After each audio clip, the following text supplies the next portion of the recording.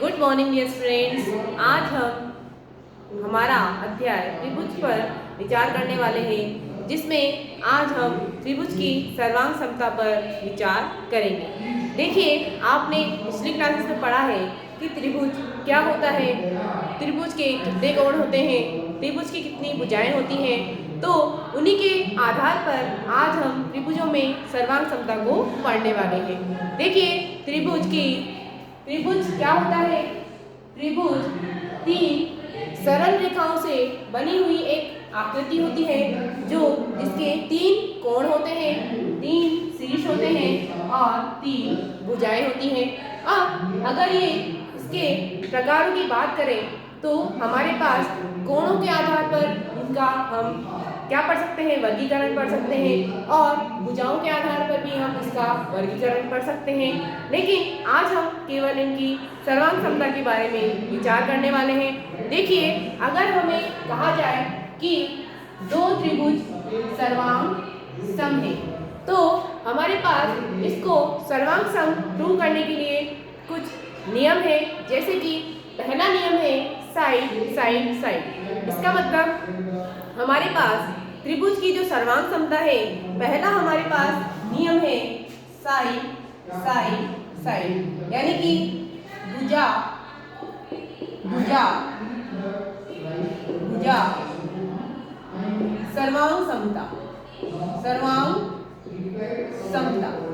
जब हमारे पास ऐसे दो त्रिभुज दिए गए हो जिनकी तीनों भुजाएं आपस में क्या हो, समान हो, यानी कि जैसे ये 4 सेंटीमीटर का है तो यहाँ पर भी 4 सेंटीमीटर, उसके बाद यहाँ पर 6 सेंटीमीटर है तो ये भी 6 सेंटीमीटर, इसी के साथ ये 5 सेंटीमीटर है तो ये भी कितना होगा, 5 सेंटीमीटर होगा। इसका मतलब यहाँ पर हम ए बी सी दो हमने त्रिभुज ले लिए पी क्यू आर, तो हम कह सकते हैं कि इसमें भुजा ए बी बराबर है किसके, पी क्यू के, और ए सी बराबर है पी आर के, और बी सी बराबर है क्यू आर के। तो हमारे पास जो पहला नियम कहता है कि यदि किसी त्रिभुज की क्या हो, भुजा भुजा और भुजा, त्रिभुज की कितनी भुजाएं होती हैं, 3 भुजाएं होती हैं। तो यहाँ पर पहली भुजा के बराबर, दूसरी भुजा दूसरी भुजा के बराबर, तीसरी भुजा के बराबर हो, तो हम उन दोनों त्रिभुज को क्या कह सकते हैं, सर्वांग सम कह सकते हैं। कौन से नियम के आधार पर? भुजा भुजा भुजा सर्वांग समता के आधार पर। बात समझ में आई आपको? यानी कि हमारे पास अगर दो त्रिभुज हैं तो हम उनको सर्वांग सम प्रूव करने के लिए अगर हमारे पास तीनों भुजाएं आपस में क्या दे रखी हैं, समान दे रखी हैं, तो हम उसको क्या कहेंगे, भुजा भुजा भुजा सर्वांग समता से दोनों त्रिभुज क्या होंगे, सर्वांग सम होंगे। दूसरा नियम हमारे पास है साइड एंगल साइड, यानी कि यहाँ पर हमारे पास दूसरा नियम है साइड एंगल साइड। भुजा कोण भुजा सर्वांग समता, सर्वांग समता, यानी कि अगर कोई दो त्रिभुज हो इस तरह से जिसमें हमारे पास साइड फिर एंगल फिर साइड, यानी कि जैसे हमारे पास ये 4 सेंटीमीटर है और यहाँ पर 50 डिग्री का एंगल बना हुआ है, यहाँ पर भी ये 4 सेंटीमीटर है और 50 डिग्री का एंगल बना हुआ है। अगर ये एंगल यहाँ न बनकर यहाँ पर भी बना होता तो भी हम यहाँ पर इसको समझ सकते थे।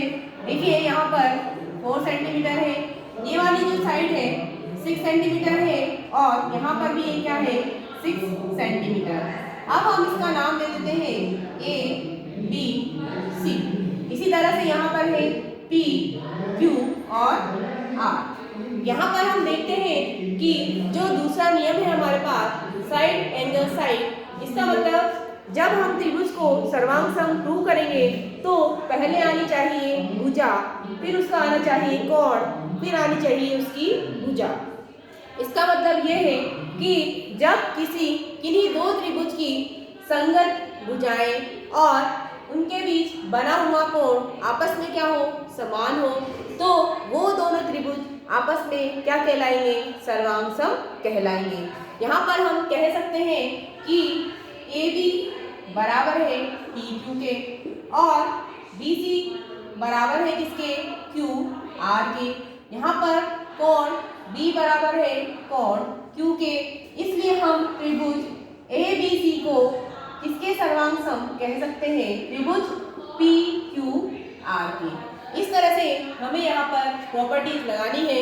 पहली प्रॉपर्टी मैंने बताई साइड साइड साइड सर्वांग समता। दूसरी है हमारे पास साइड एंगल साइड यानी कि भुजा कोण भुजा सर्वांग समता। अब हम पढ़ने वाले हैं तीसरी सर्वांग समता। तीसरे नंबर पर आती है एंगल साइड एंगल यानी कि कोण भुजा कोण सर्वांग समता। तीसरे नंबर पर है कोण भुजा कोण सर्वांग समता। यहाँ पर अगर हमें कोई दो त्रिभुज दिए गए हैं जिनमें दो कोण और एक भुजा आपस में क्या हो? समान हो। जैसे मैंने यहाँ कहा ये 50 डिग्री का है और यहाँ पर भी ये 50 डिग्री का है। यहाँ पर ये 60 डिग्री है और ये भी कितना है? 60 डिग्री है। यहाँ पर इसके जो बीच वाली जो भुजा है वो 5 सेंटीमीटर है, तो यहाँ पर भी ये भुजा जो है 5 सेंटीमीटर ही होनी चाहिए। तब हम कह सकते हैं कि यदि कोई त्रिभुज जिसके दो कोण और एक भुजा आपस में क्या हो? समान हो, वो उसे क्या कहलाता है? सर्वांग सम कहलाता है।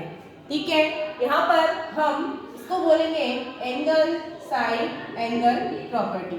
इसमें हमें क्या ध्यान देना है कि जब भी हम त्रिभुज के सर्वांग समता पर बात करेंगे तो यहाँ पर बनने वाले जो कोण है और उसके मध्य जो रेखा है या भुजा है वो क्या होनी चाहिए? आपस में समान होनी चाहिए। तब हम उन त्रिभुजों को क्या कहेंगे? सर्वांग सम कहेंगे।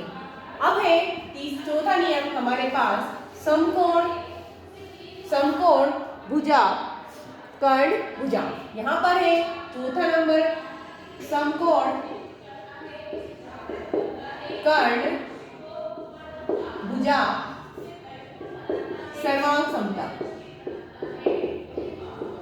चौथी है समकोण कर्ण भुजा सर्वांग समता, जिसे हम RHS प्रॉपर्टी भी कहते हैं। क्या कहते हैं? RHS से हम त्रिभुजों को सर्वांग सम प्रूव कर सकते हैं। देखिए यहाँ पर अगर हम कोई दो त्रिभुज लें इस तरह से जिसमें एक कोण क्या हो? समकोण हो।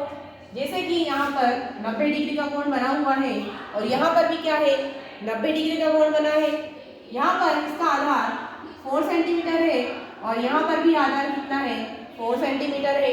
अब आती है कर्ण की बारी, तो इसका कर्ण 5 सेंटीमीटर है, तो यहाँ पर भी कितना होना चाहिए? 5 सेंटीमीटर होना चाहिए। यहाँ पर भुजा AB और C है, यहाँ पर PQR है। हमें यहाँ पर जो सर्वांग समता दी गई है कौन सी है? समकोण कर्ण और भुजा सर्वांग समता। यहाँ पर हमें देखना है कि समकोण बनना चाहिए, इसका जो कर्ण है दूसरे त्रिभुज के कर्ण के बराबर होना चाहिए और आधार जो है उसका समान होना चाहिए। तो ऐसे दो त्रिभुज जिसमें समकोण हो और कर्ण हो और भुजा हो वो आपस में क्या कहलाएंगे? सर्वांग सम कहलाएंगे। तो इस तरह से हम त्रिभुजों को सर्वांग सम प्रूव कर सकते हैं। इन्हीं से संबंधित आगे वाली क्लासेस में हम क्वेश्चन सॉल्व करने वाले हैं। आज के लिए इतना ही। कल हम हमारा नेक्स्ट टॉपिक लेंगे। Thank you.